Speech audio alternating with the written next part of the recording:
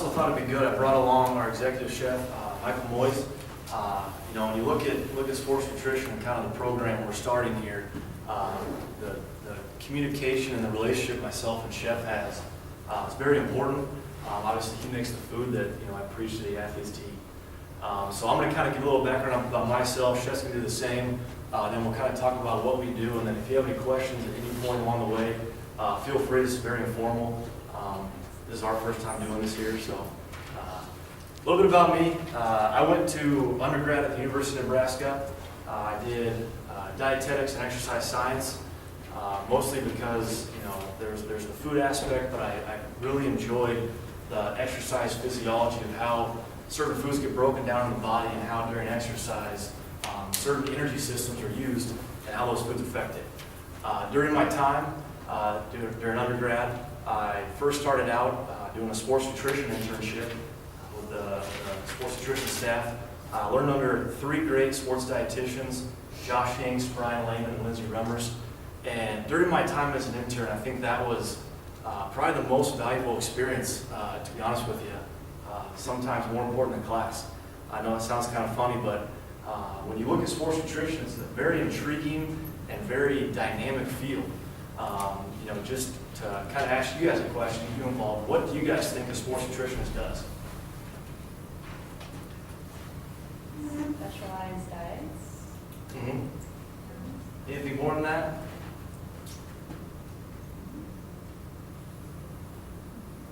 Okay.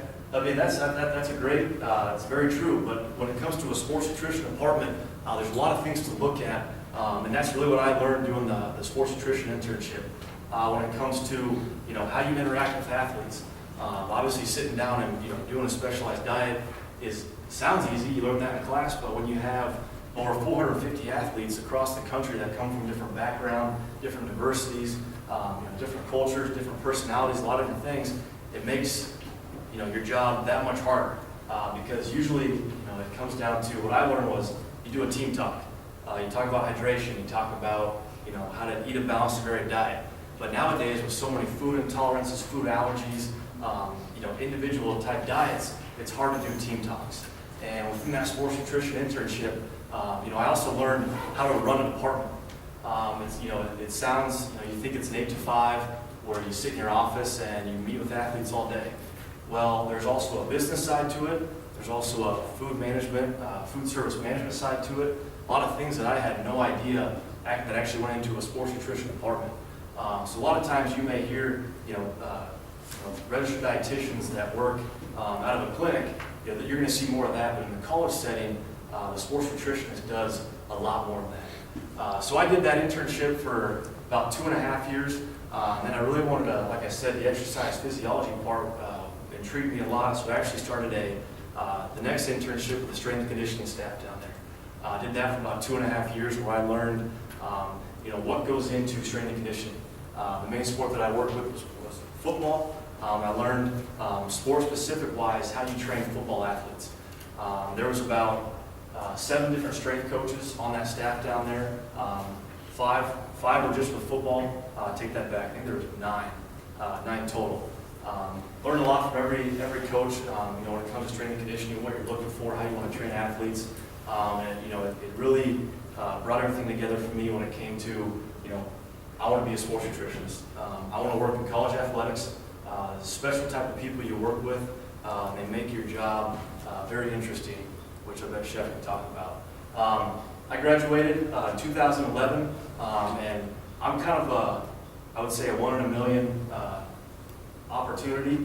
As I graduated, I was looking for dietetic internships, applying for those when the sports dietitian on staff actually left to go to the Jacksonville Jaguars. During that time, I was still doing the strength and conditioning internship, and our head strength coach walked up and said, "Hey, we're losing our sports dietitian. Can you take over for a little bit? Take over the nutrition department?" And I was kind of like, sure. Because at that point, I was just an intern. I made shakes. I helped out with educational handouts, but I wasn't doing the actual, running the football department. So at that point, I kind of put aside the dietetic internship, because for me it was a dream job. It was a job that I thought was going to be 4 or 5 years down the road. So obviously there's a little bit of setbacks with that. I ended up getting hired as the football sports nutritionist, where I also worked with the baseball, golf, and tennis teams. And then obviously the Kansas State opportunity arose, and I applied for it, and here I am. So right now, there are a few things I am lacking. I do not have that RD right now, but fortunately, there's another individual in the country that's going through the same thing I am, where she's working at a university. She's her sports nutritionist. She actually did her dietetic internship while working full time. So it's kind of my next goal is to do that, apply for internships and get that, because the RD is obviously something I need. So there are a few things obviously I'm not able to do from a eating disorder standpoint, from a clinical setting, but the great part is the athletic department realized that. They realized from the sports side of things, there are still many things that I could do. So I started back in November, and before I kind of continue, I'm going to let Chef kind of talk about his background, and then I'll kind of come back and talk about the sports nutrition department more. All right, I'm Chef Michael Moyes. I'm the executive chef. I actually work for Sodexo, which is contracted to run the food service at the West Stadium Center, the brand new stadium that we opened this year. I'm sure many of you attended games there. It's a beautiful place. I attended undergrad at the University of Kansas, so there's that. But I'm a K-State guy. I mean, this is a great community, so I'm glad to be here. I went to Johnson County Community College to get my chef apprenticeship degree. I did my apprenticeship at the Nelson Atkins Art Museum for 4 years, so that was a great place to work.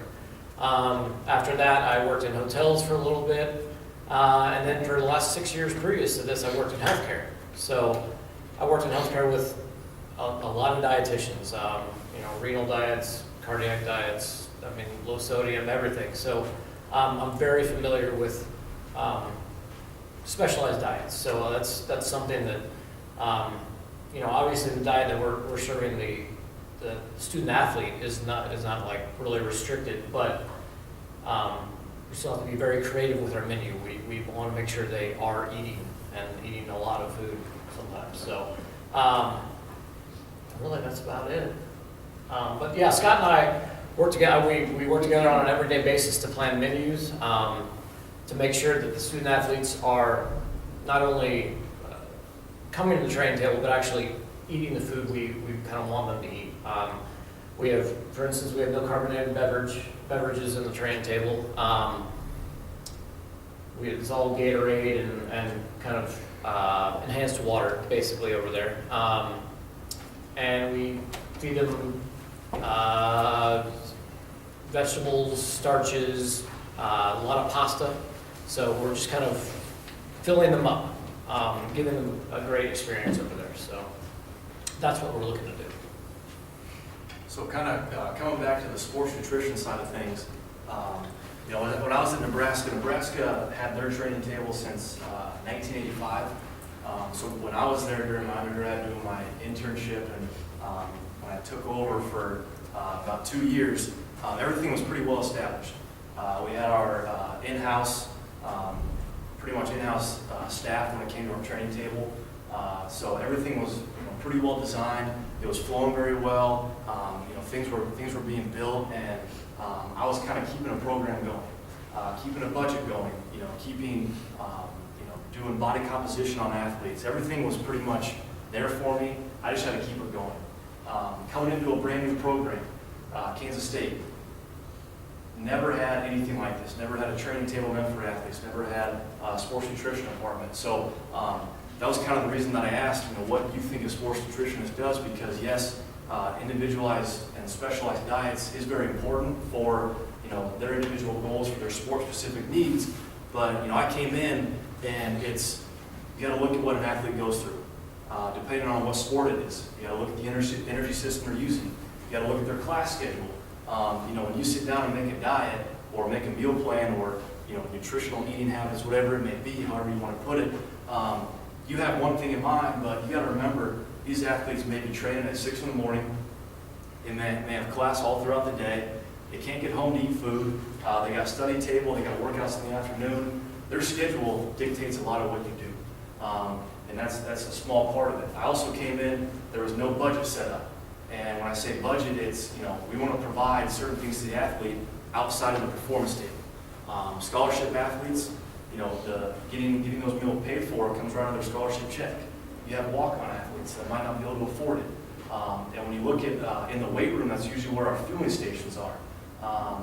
And when I walked in, there was no budget set up. So here comes that business aspect of things where I have to sit down and I have to forecast for 450 athletes over an entire year, over 3 years, 5 years, 10 years, where I have to sit down and try and see, based on that sport, based on that athlete, what is that individual team going to go through in that year period. So I'm looking at the prices of chocolate milk, I'm looking at the prices of fruit, the prices of nuts, I'm looking at the prices of everything, and trying to create this 6-figure budget to propose to our athletic department. So there's also the business side to sports nutrition within college athletics. The next thing is setting up, your education tier system.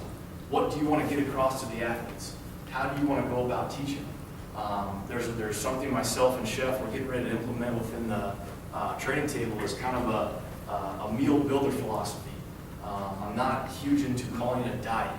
I hate calling it that because you're giving a stigma to these athletes that they have to stick to this, where this is a good food, this is a bad food. I don't like that. They're college kids. It's going to happen. They're going to go out to eat at McDonald's. You can't avoid it. Like I said, you got 450 athletes here from across the country that maybe have grown up on frozen meals for every meal. So I'm not going to right away introduce nothing but fresh foods that they may never have seen. So kind of this meal builder philosophy is kind of what myself and Chef are going to implement. It's based really around 4 steps. Step 1 is going to be fruits and vegetables for us. So when the athletes walk in, I want them to go straight to the fruits and vegetables. They're going to understand what antioxidants means. They're going to understand what energy metabolism means. They're going to understand the athletic performance benefit of those types of foods. Step 2 for us is going to be carbohydrates. How to alter their carbohydrate intake relative to activity. So, I'm not going to sit there and specifically talk about, white pasta versus wheat pasta. Obviously at some point I'm going to, but sometimes it's about the amount of food they're getting in. These athletes are so active where, some of these guys require 6,000 calories a day to maintain their body weight. So I'm trying to teach them on a day where they have a 2-a-day versus an off day, how they should intake, certain carbs throughout the day. Step 3 for us is lean protein. They always want to get a source of lean protein at their meal. Talk about muscle recovery, muscle repair. Then step 4 is healthy fats, how that's going to benefit them. So that's one part of the education system. When I bring in each individual athlete, it's really based around 3 steps for me. Step 1 is the assessment process. When I stepped in here, like I said, brand new program, I had no idea who these athletes were. At Nebraska, I've been around the athletes for over 4 years. So I can pinpoint, I can tell you where they lived, I can tell you who their parents were, I can tell you anything and everything about it. Whereas now I'm bringing in all these new athletes, I have no idea who they are. I have no idea what their eating patterns are. I have no idea where they're from, what they've done, what's worked for them before competition, during competition. I have no idea. So along with the business side of things, along with trying to help out with the food service part of things, I'm having to bring each athlete in and sit down and go through that initial assessment process. Just sit down and talk to them. Talk about food allergies, talk about as much as I can. Also in the assessment process, I do a body composition test. I utilize the skin fold method. Obviously there's many ways you can do it, underwater weighing, DEXA. The reason I use skin fold is because it's quick, it's easy, and I'm going to be the one who's going to be testing them for the next 4 years throughout their college career. So yes, there's a little bit of, might be a little under, might be a little high, but it gives me a number and I'm able to track their changes over time. Most importantly, when I have that body composition test, I can see the lean body mass number on that athlete and the fat mass number. Probably in some of your classes you've calculated energy needs, the Harris-Benedict, the Jackson-Pollock. I use the Cunningham equation once I have that lean body mass number. Most importantly, because the Cunningham equation utilizes lean body mass. You look at the general population versus athletes, you may have a 6'2" athlete who's 200 pounds, and you have someone in the general population who's 200 pounds. Energy is going to be a little bit different. So that's why I like utilizing the Cunningham equation. Based on that, Once I have that number, that's when I can sit down and look at what they're doing in a day. From that time I've sat down with them, I know their class schedule, I know their training schedule. Based on what sport they're in, I know what types of movements they're going to be doing. Are they going to be squatting heavy? Is it going to be more Olympic movements? Are they going to be running, conditioning, is it long distance, high intensity type stuff? So once I have an idea of that, I apply an activity factor to their resting metabolic rate, where I can better gauge. And I say better gauge because it's not a pinpoint number. It's based on equations. So over time, hopefully, I will gather what their actual active needs are versus inactive needs. But it's not something that I get right the first time. It takes a little bit of time to figure out what works, what doesn't work. After the assessment process, I'll also sit down with the coaches. I'll sit down with strength staff, athletic medicine. That's another key part to being the sports nutritionist in college athletics. There are a lot of people you deal with. The strength coaches, head coaches, support staff, trainers, parents will call you. There's a lot of people you deal with, and each part is its own entity. So from an athletic medicine standpoint, this individual may have sickle cell. How are we going to handle that when it comes to 115-degree weather outside? What hydration protocols are we going to provide for that athlete? So there's a lot of different things from that aspect. From the strength and conditioning coach, he may have a goal weight in mind for that athlete. Okay, do you want to look at just body weight? Not so much. I'm talking to athletes, and they're telling me, hey, I got to beat this certain weight. How are you moving? Are you still flexible? Are you faster? Are you more powerful? I'm trying to figure out more. How are they feeling? How are they doing from a sport-specific standpoint than just what does the scale say? So after that entire assessment process, I go into the education part. Kind of like I told you in the performance table, we're kind of doing a meal builder philosophy. Education also comes where soon I'll be doing with the football team Nutrition 101. This is where I sit down and I go through what our 5 goals are as a team. 4 goals, 5 goals. It switches with research. What I want to get across to these athletes. So we're going to talk about hydration. What do you want to do when it comes to hydration? What types of fluids should you be doing, during activity or a day where you're just sitting on the couch doing nothing? Meeting your energy needs. What is a calorie? What does that mean to you? There's calories in McDonald's, calories in vegetables. They don't know that. So I'm trying to teach them the very basics. And that's a very important thing to understand is from the professional standpoint of sports nutrition, it's being able to take all that research. There's research coming out every day, but being able to make it where the athlete understands it. For example, when I did cooking classes previously, I had an athlete who didn't even know how to cut open the bag to a chicken breast. I mean, you're dealing with people that literally have never done anything. So the education for me is very simple. After hydration and meeting their energy needs, it's nutrient timing. At what points in the day, based on your class schedule, what types of foods do we want to eat to maximize your metabolism, maximize your workouts, getting the most benefit from those. We're going to talk about eating consistently, how that affects the body from a recovery standpoint, from a nitrogen standpoint, from all these different types of things. Then lastly, we talk about supplements.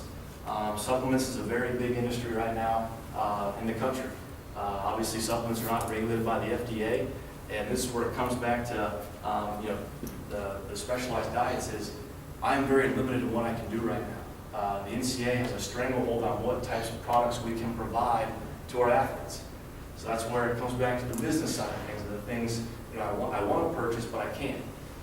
They just passed the fruit, nuts, and bagels law, the NCAA, where I was finally able to provide fruits, nuts, and bagels. Even for a while, I couldn't even provide peanut butter. If you can explain that one to me, I'd love to hear it.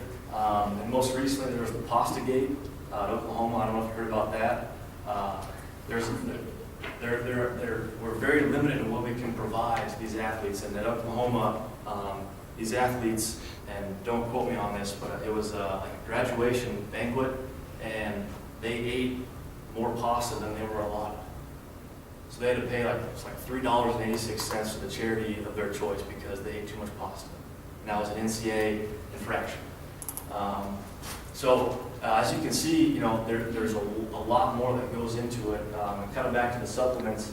I don't like supplements. I don't like telling my guys and girls to take supplements. I believe we can achieve everything from a whole food standpoint through the diet. Education is always evolving. It's not just the nutrition 101, it's every day. I try to meet the fueling stations as much as I can, to answer questions the athletes may have. Try and be around as much as I can because I don't want to be the one that just sits in my office and expects athletes to come to me. I want to be the one who is in their natural environment and sees, what they go through. That's where the trust comes in because, I can give a piece of paper to the track team and say, hey, fill out this food log for me. Well, of course, they're going to write down what I want to see, what I want to hear. But when you actually are around them, you bring them into your office and actually talk to them, you can pick up on those facial cues, pick up on certain things that you were taught in class to do. But also with the education and the performance table, coming this summer, myself and Chef, we're going to be doing cooking classes, teaching kids, the athletes, how to cook, how to prepare meals, what do you want to look for, when you're making those meals, how do you do it, and also grocery store tours. So the education part is always evolving. Like I said, I'm trying to take what the newest research is and applying it to my newest educational tools. The third step for me is kind of implementation. It's always being there around the athletes. We may weigh athletes in weekly, depending on what sport they are. Body composition testing 3 to 4 times a year. Always trying to update and do better than what we are. But like I said, overall, there's a business side of things, there's the food service management side of things, and with that, like I said, myself and Chef, we have to have a very good relationship. It's not just what I want, and it's not just what he wants. There are certain things he wants to accomplish, and obviously from my side, there's certain things I want to accomplish. So when it comes to the menu development, the design and layout of our performance table, when I came in November, we had an empty slate. You can only look in a book so long and see how you should set something up. But from a logistics standpoint, like I said, you got 450 kids that might not know each other, 450 athletes. So me and Chef, we sat down and we go, how do we want this to look? We got to design our performance table. It has our seal of approval on it. We feel pretty comfortable with that. But the great part about it too is, it's not a 9-to-5 job. I can tell you that for sure. It's a lot longer than that. Since I started, it's usually been about either 4:30 a.m. To about 7 or 8 p.m. every night. We're recruiting on the weekends, so I'm talking to athletes, talking about what our program is, why it makes Kansas State special, how it affects them from a strength and conditioning standpoint, from an athletic medicine standpoint. I usually bounce all over the place, so I apologize. But from an athletic medicine standpoint, if an athlete gets injured, their meal plan totally changes. I'm going to bring them in and discuss to them, what is going on in the body right now. You may have a shoulder injury, but you got an injured body part, not an injured body. So there are still certain things he or she's able to do. So what nutritional recommendations does that athlete need based on, post-surgery of an ACL? Going on to the rehab, going on to the strength and conditioning still. But that's kind of sports nutrition in a nutshell. Long days, I absolutely love it. There's no doubt in my mind. Sometimes Nebraska, I got to travel with the football team. That was the one team I did travel with. I was also doing going in advance to the hotels. I would set up all the meals there. I would sit down with the chef at the hotel from the food standpoint, what our price point was per person. I had to fit my budget within that, fit the types of food I wanted to provide in that budget. The layout of it, what time it had to be set up. There's nothing more frustrating than going to a place you know nothing about, people you don't know, and expecting them to have your food prepared the way your athletes want it on the head coach's schedule. It's very nerve-wracking, but it's also very fun. You get that phone call, hey, we're 30 minutes early, you ready to go? Not exactly, but I'll make it work. So, nothing like it, I can tell you that. Is there anything else you want to? Kind of to give an example, Scott and I were both able to attend the Buffalo Wild Wings Bowl this last December, and I was fielding text messages from him about getting chicken fingers to our athletes. And so I was coordinating with the on-site group there to try to make sure that Scott was getting what he wanted for the athletes, and I was kind of like the in-between guy, trying to make sure the chef down there could make that happen for them. And then at the end of the night, after a great victory, we got to hand out those boxed chicken fingers to our student athletes, and it was great. I mean, it's a great atmosphere. The football team is a great team to be around. Every night at the training table, Scott and I are up there. I mean, this is basically the only night we haven't been up there. Up there talking to student athletes. We're nervous about it. Yeah, I mean, I'm kind of wondering what's going on in my kitchen right now. But no, interacting with the student athletes, getting out there, talking to them about, hey, do you like it? How is the food? Tell me about what you want to see on the menu. How does it taste?